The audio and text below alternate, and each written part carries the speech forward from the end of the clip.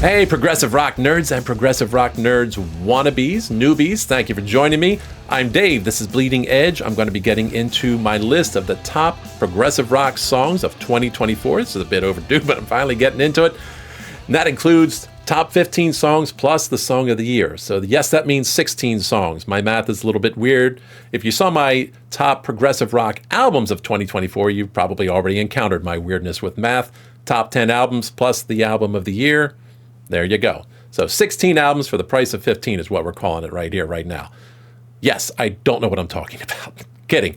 Anyway, thank you for joining me. I hope you enjoy the list. A couple quick channel announcements before we get into that. Number one, going to be changing up the format after this. It's going to be album reviews, progressive rock, and sometimes not progressive rock album reviews as the mood strikes me. Fewer interviews going to be on the channel just because my availability has changed. C'est la vie. Also, reaction vids of progressive rock and progressive adjacent music. Going to continue my exploration to things like Cardiacs and Mr. Bungle, etc. So tune in for that. Those will be weekly. Also going to change up the look of the channel a little bit. Going to do a little reformatting. I hope you enjoy that. It's going to be fun to do. And meanwhile, just a quick note about my radio station, The Expanse. All progressive rock all day. Been on Live 365. Now it's also available on TuneIn Radio. So either app, whatever one you like, we are now available there to a wider audience. So hope you dig it. Anyway, meanwhile, so now we're going to jump into the list. The first 10 songs are going to be in no particular order. They're just going to be the way I wrote them down. The top 5 will be ranked in order, believe it or not, getting fancy. And then I'll present my number one song of 2024.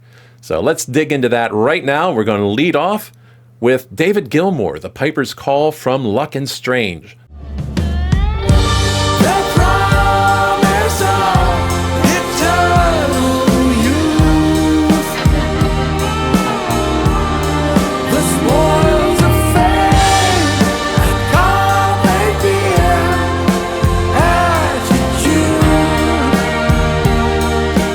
I'm going to admit, I have kind of ignored David Gilmour's solo work for onwards of 40 years. About Face is the only album of his I have and really listened to in depth. And as much as I liked some music on that, I didn't love it, so I kind of drifted away and didn't follow up with his other solo stuff, didn't pay attention. This year he comes out with Luck and Strange, and I did a reaction video for The Piper's Call, and I gotta say, loved it. The layered production work on it, it starts off softly, then adds some instruments, some backing vocals, and some strings, and a lush chorus. Just listening to David kind of reflect on his life up to this point and his experience in the music business and all the kind of stuff that goes with it. A lot of these artists lately, whether it be Peter Gabriel or David Gilmour, Billy Joel, kind of putting out music this year that was them looking back on life. And I thought that was really kind of cool because we got to recognize these guys aren't going to live forever, and I think they know it. It's given them a chance to really examine their mortality and what's come before them and all their years of experience. It's very cool. And David's voice is in great form for this. He oftentimes can have a little bit of grittiness forward, but this is all smooth crooner type of singing on this song, and I just really was surprised how much I liked it. I really wish the whole album was closer to the heights of this one song. It's a fine album. It really is quite good, but this song really stood out, and I really enjoy it. So, David Gilmour, The Piper's Call. Next, we have Baroque Project, Propaganda from Time Voyager.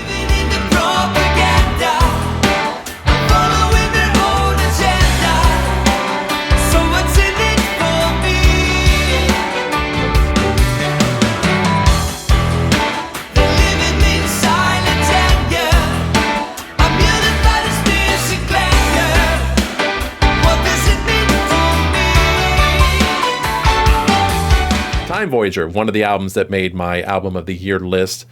This is a cool little tune. It was hard to pick one tune from this album. Definitely the Lost Ship Tavern ranked up there, and it was really between the two of them when I finally got down to picking. And I just dig this one. It opens up with some very cool sax. There's not enough saxophone in music these days like there was in the 80s, but it's making a comeback, it seems like. And I love that. And then they layer in some piano, and it's got this really very cool jazzy intro before it breaks into a Steely Dan type of groove with punchy guitars and some funky bass. It just hits a nice nice groove, and I just really dug it. It would be great fitting in on any yacht rock playlist, and I mean that only in the best way. It is such a cool tune. So, and among them, a lot of great tunes on that album. So I highly recommend that one, but Propaganda was my pick. Next from that, Jordan Rudess, Shadow of the Moon, and that comes from his solo album, Permission to Fly.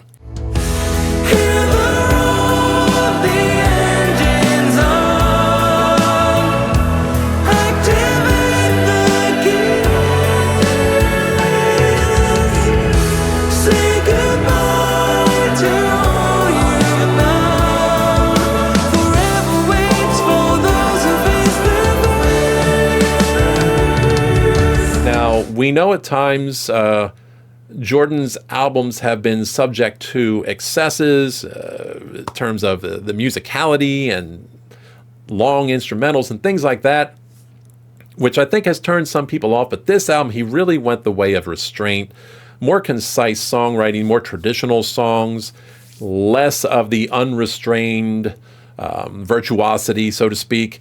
And really on this song, it came through so nicely. And I think it did his album a favor as well. It didn't make my top 10, but it certainly, I think it was among his best, if not his best solo effort. And including some, the lyrics from his daughter and the vocals, especially from that Joe Payne, really made that album and this song in particular stand out for me. It starts off with some kind of ominous keys, surprisingly, before it transitions pretty shortly into something that I would call a bit brighter and more optimistic sounding, if you can apply the term optimistic to music. Then the vocals kick in, and it's just glorious from there on, especially in the chorus, which is basically a choir. I don't know if there's actually multiple folks or that's Joe layering himself over himself in production, but just gorgeous. And every time I hear it, it's just, I love it. Even the instrumental break displays some of that restraint that is shown throughout the rest of the album. So Jordan reined himself in a bit and went with stuff that was a bit more accessible and melodic and really nailed it, especially in this song. So thank you, Jordan. You did a great job with this one.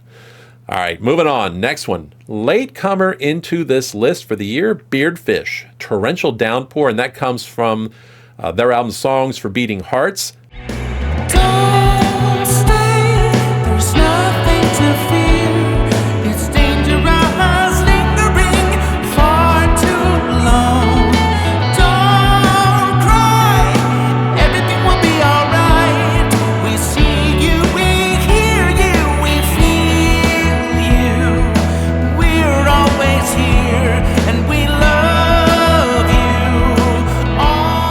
Album in 9 years from these guys, and they have been missed, and it's a really cool album, but this one really stood out for me from the get-go. It sort of starts off these bluesy, twangy acoustic guitars. It just has this mysterious, moody vibe to it.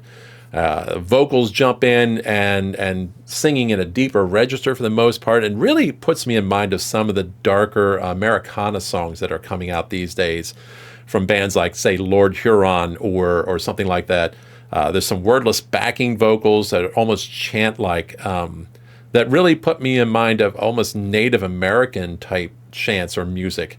I may be off on that a little bit. It's probably coming from something else, but that's what it comes to mind for me, and that to me adds to the mystery of the song and the moodiness. I really like that. The guitars get heavier later, and they add in some organ and all that, but it never really breaks out of that mid-tempo moodiness, which I think is awesome, because songs like that, I like them to keep that groove. I don't necessarily like those to jump in with a bunch of tempo and texture and mood changes. It just really holds that. It escalates it a little bit into a bit of a crescendo later in the song. I understand the song was written a little bit as a lament for those who have been lost, including the writer's father. But it is also then turns into a bit of a celebration of life at the same time. So that moody darkness is got an undercurrent of shall we say, optimism and hope, which I think benefits it well. They balance it out so well, and that song to me really stood out as unique on their album. There. So coming in next, we've got Frost, Life in the Wires, Part 1 from the album Life in the Wires.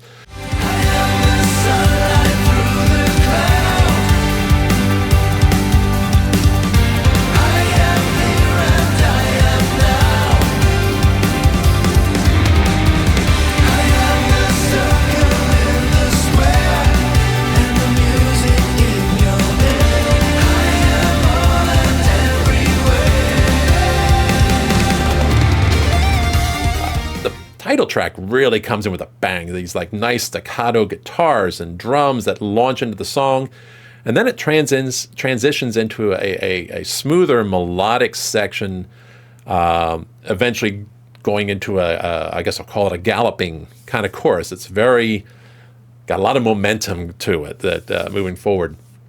Jem's voice is absolutely an excellent form on this one in particular. It shows off his range very nicely and his knack for writing immediately accessible melodies. So this is one you can just jump into, and it feels new and yet familiar at the same time in a way that I think only Frost is really, really good at doing on a consistent basis, because we're talking about a band that's put out one strong album after another. This is another one, but this song for me is the one that stood out most, maybe because it's the opener, but the album then really just kind of carries you away for the rest of it. But this is such a great opening for such a great album. So there you go. That was Frost, Life in the Wires, Part 1. Moving on, Opeth, Paragraph 6, The Last Will and Testament is the album.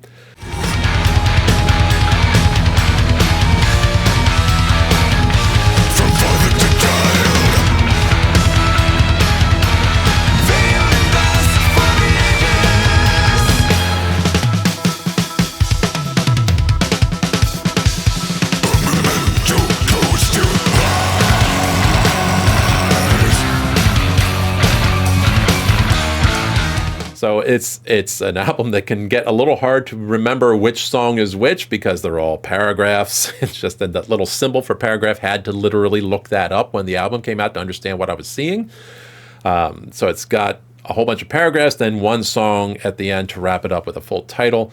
As you know, if you saw my other video, I love this album. The cinematic, Opethy, if I can create an adjective here, gothicness of it. Is just a wonderful merging of Opeth's two periods, their proggy death metal, plus their more straightforward progressive rock over the last, 15 years, give or take. The album merges that so nicely, and I think this song is the one that really does it best. It's got some really cool chugging guitars, and it throws in some keyboards at one point in time early on in the song, or maybe strings. I think it's keys. That's during the intro, and somehow that adds like this brightly grandiose element that you don't typically hear in the dark gothic-y music of Opeth, and I really like that inclusion there. I think it's what made the song really stand out for me, because it really does has this I don't know how to describe it, grandiosity to it, I guess. But it adds a bright tone that you just don't often hear in their music. And then later it transitions into some acoustic guitar noodling towards the end and some quieter strings. It's just such a nice cinematic song. Akerfeldt's doing his best with growls and his clean vocals balanced out in the song in the way that only he can do it.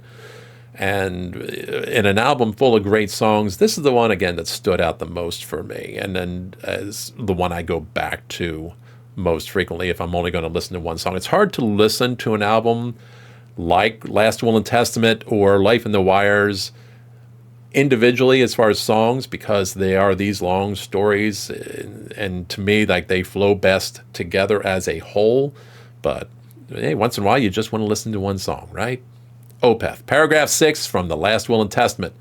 Next, we have an album that probably is a little controversial that I did not include on my top albums list, but a song certainly stood out for me. That is John Anderson and the Band Geeks, Shine On, from their album True. Shine on to you, emotion love. Shine on to a world I'm dreaming of. Shine on. Take a ticket to believe in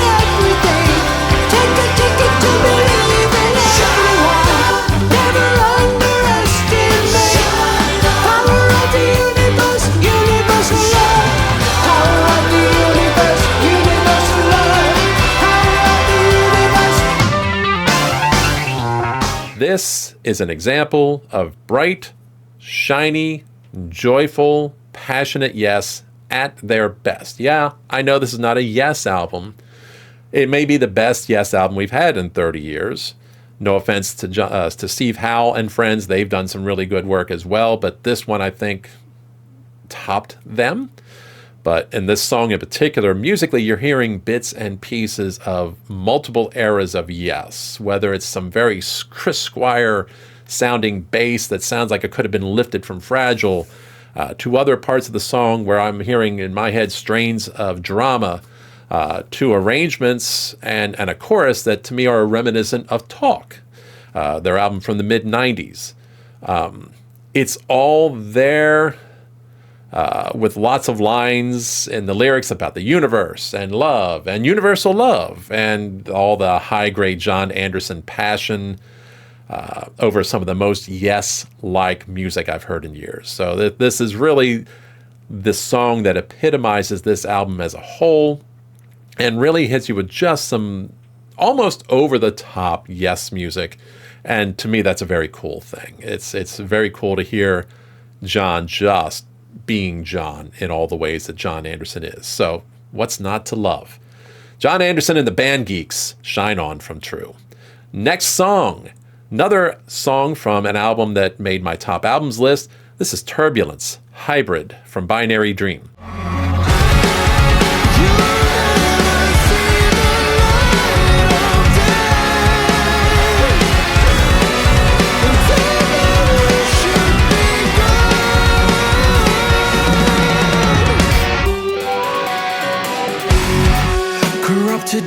Genty guitars layered with industrial-style keyboards and thundering drums, a vocal performance that is passionate and intense, and all this in the service of describing the sense of duality experienced by the AI protagonist of the story as it moves from machine to sentience. Yes, the subject matter is that high-minded, and the music and the vocals and the lyrics are delivered with all the intensity and musical excellence that you need behind something like that. Turbulence absolutely knocked this one out of the park, both as an album and this song. So again, Turbulence, Hybrid from Binary Dream. Next, we have Triton Project, Messenger's Quest, the title track from the album of the same name. Looking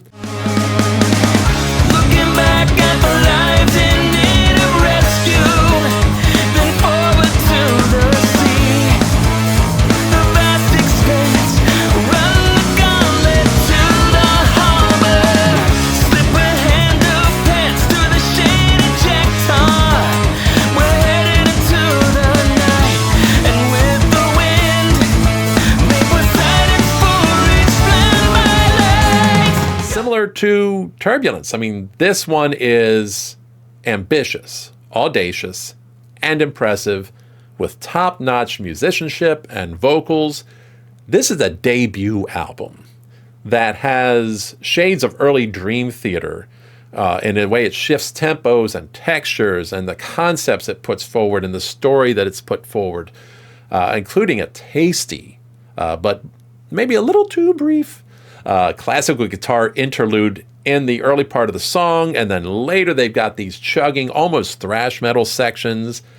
Again, like, you don't hear many artists do this at a Dream Theater level, and these guys are doing this now. I mean, honestly, this is possibly, as an album, the best debut of the year in any genre. It's that good, and the title track is really a great representation of it. But it's hard to pick just one song from this album. They are that solid throughout. It's hard not to feel impressed with these guys. So again, Triton Project, Messenger's Quest. And then finally, in this list of 10 that is not ranked, we have Hats Off Gentlemen, It's Adequate. Long name for a band that puts out some really cool stuff. The song is one word that means the world. And it's from their upcoming album. It was released earlier this year, but it's from their upcoming album due out March 4th, which is called The Uncertainty Principle. We don't know who we are till we have to decide what we'll say if that day comes. That was the day when you said no. So Hats Off have been trickling out a couple of songs as this year has progressed. This was the first one of the two. Both of them have these historically inspired themes and stories that it's like a history lesson in some ways, but it offers some perspective within that history without just giving you dry history. In this case, this one is about the Cuban Missile Crisis in the 60s and focuses on the lone of the three, I think it was, Russian commander on the nuclear sub that was at the center of that crisis, who was the one willing to say no to launching the nukes. The other two said yes. This guy said no. And this song focuses on him and the idea and the importance of being the one to stand forward and say, no, we're not doing this. Weighty topic, to be sure, but that's their style. Hats Off deals in weighty topics. These guys are super deep and super into literature and history and all. That's what I dig about them. So what I like about this song so much is the bass line within it. That really is what drives the song for the most part, melody-wise, and really propels it forward. But then you've got Malcolm's impassioned vocals over top of that.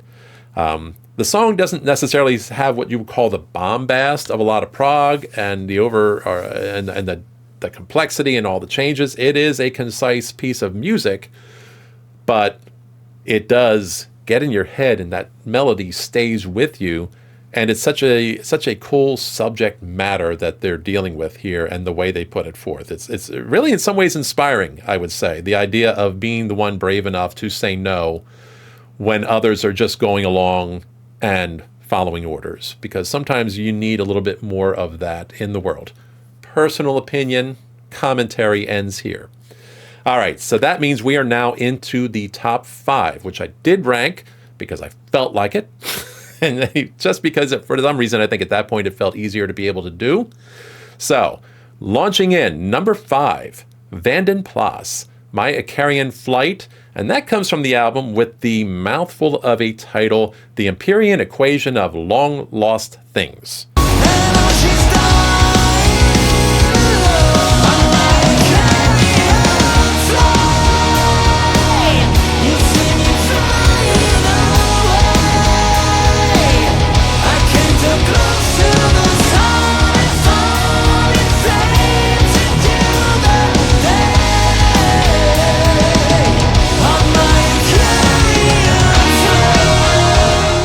This, to me, for the year, kind of jumped out of nowhere for me, but man, my favorite chunk of power metal tinged prog this year.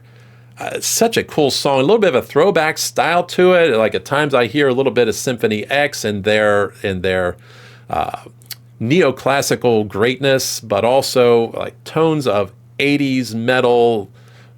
Particularly Dokken came to mind in the midst of this, although it's not a Dokken song, but there are some parts of the guitars in the way they're styled and played that somehow just brought George Lynch to mind. I don't know why. That might be just me. I might be alone. If I'm not, let me know so I know I'm not alone in the world.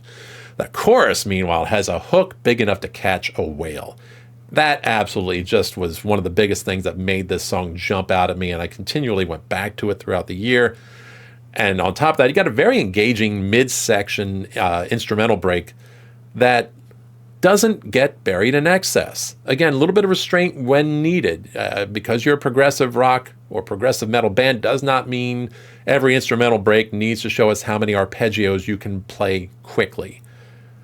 A little bit of restraint goes a long way. It makes it memorable. So that's it. Number 5 is Vanden Plas, My Icarian Flight. Icarian, I don't know. Choose the pronunciation you like best. Next, at number 4, we have Devin Townsend, Jainism.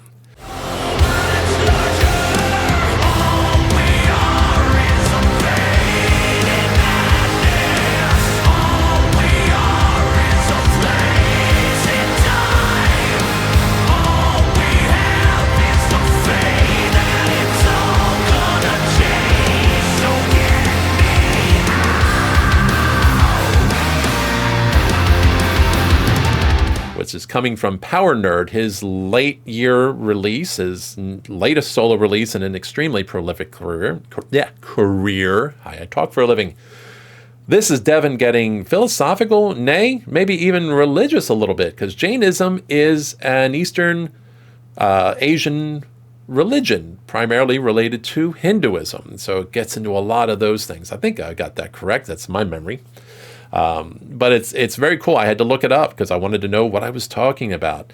And to me, this song on this album was strongest musically, strongest lyrically, and just a great performance on Devin's part vocally. He's really showing off his chops on this one. He's starting off with a bit of a falsetto, then he gets into some mid-range but very breathy mid-tone vocals, and then of course we get to the inevitable, usually Devin Townsend operatic scream. I hate to call it a scream because it's not exactly, but it's him belting it out in the way that is uniquely Devin, and it's always got that operatic quality. But meanwhile, the song has all these syncopated rhythms and ominous keyboards layering in there, and the chugging guitars that come in at various points.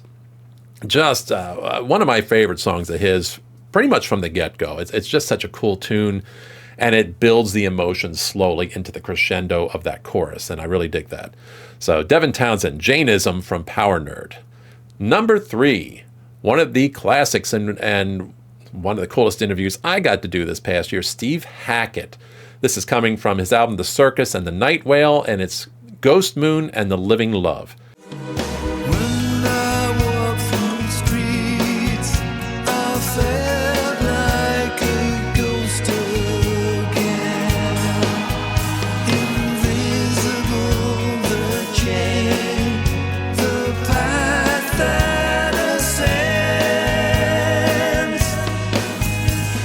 From the moment I heard the vocals on this song, I was in love.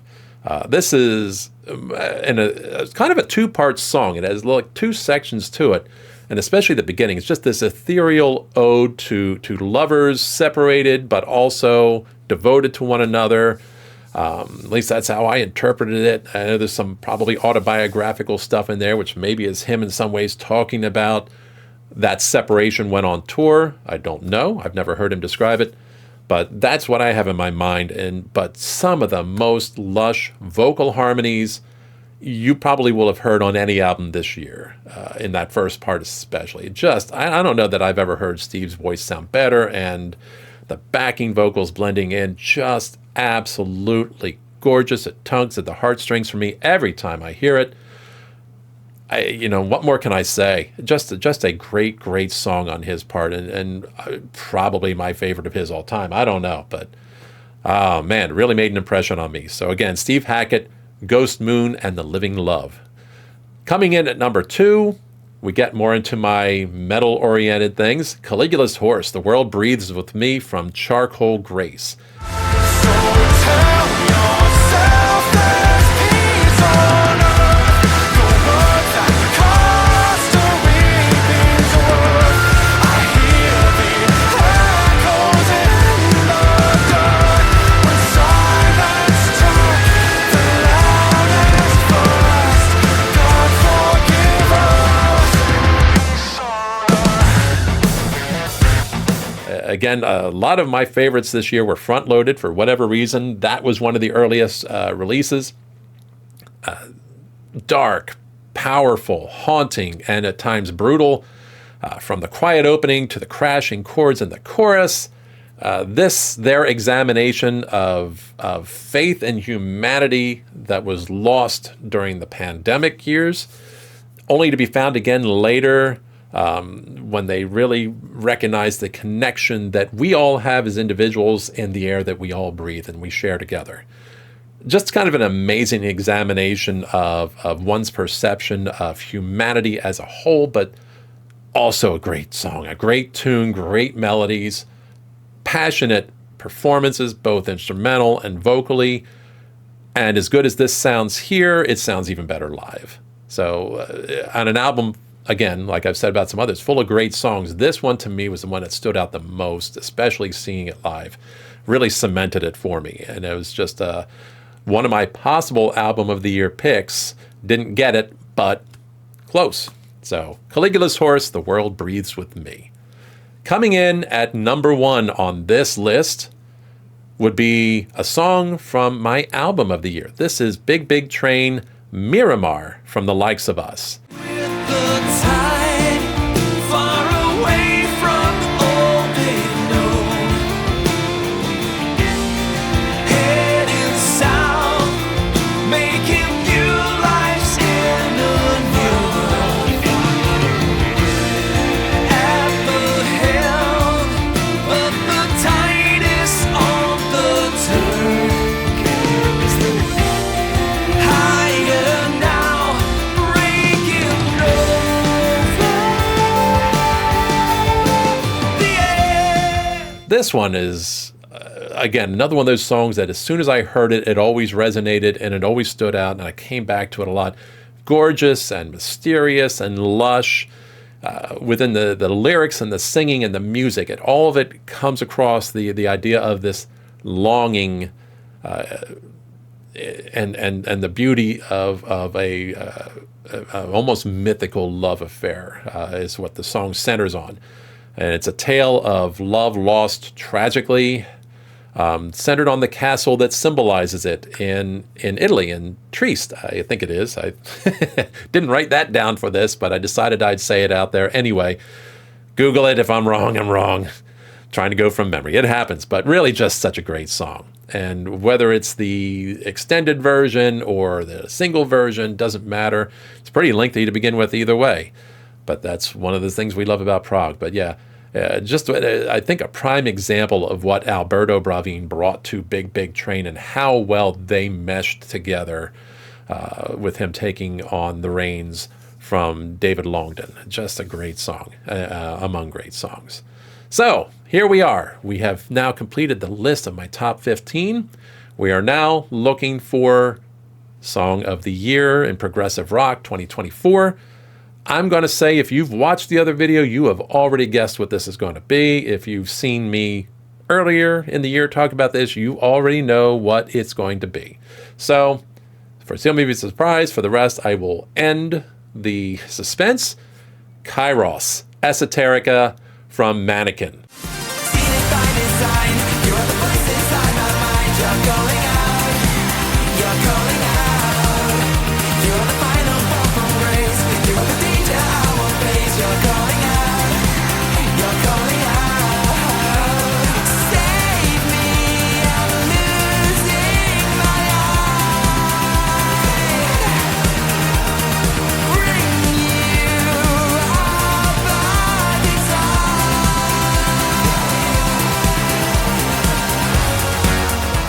Dude, dudettes, bouncy, poppy, passionate, unique. All these describe the song. And oh, by the way, the video is a hoot. If you watch that, it's where I first saw it in a reaction video. Dealing with themes of self-acceptance and finding the light in the darkness within. Heavy stuff, and yet you've got this amazingly bright and catchy song. It's so evocative of early 80s synth-driven music done in the proggiest of manners. It grabbed me from the moment I heard it. From the very first moment I heard it, I knew probably then I had my song of the year. At the very least, I had a very solid contender. And hell, you want to watch it in real time, you can go seek out my video for the reaction to this. Matter of fact, I'll put a link in the description. You can find it easily that way if you want to check it out. It did it for me. Shelby's vocals in particular nailed me, especially in the verses where she's hitting those high notes. I'm not ashamed to say it brought a tear to my eye. That how hard that one hit me emotionally and just in my enjoyment of the song over. And what a fantastic album. It didn't get my album of the year, but it was basically number 2. So the Big Big Train and Kairos really kind of trading positions a little bit here on this list. Can't recommend either of them enough. Matter of fact, I can't recommend any of these songs enough. They are all wonderful, and it's been a great playlist that I am sure I will come back to repeatedly in the future. So that's it. What are your thoughts? What did I miss? What do you think I should have put on there? What adjacent recommendations do you have? I'm curious to hear all your thoughts out there, so please share them in the comments. If you get a moment, like and subscribe so you can follow along with the other stuff and keep up with my album reviews and my song reactions during 2025, now that we are into it, and so you can check out the new look of Bleeding Edge coming next week. So that's all I've got for you at this point in time. I will bid you adieu with the usual reminder, never be afraid to deviate from the norm, as Getty recommends. And this is Supa Dave, signing off.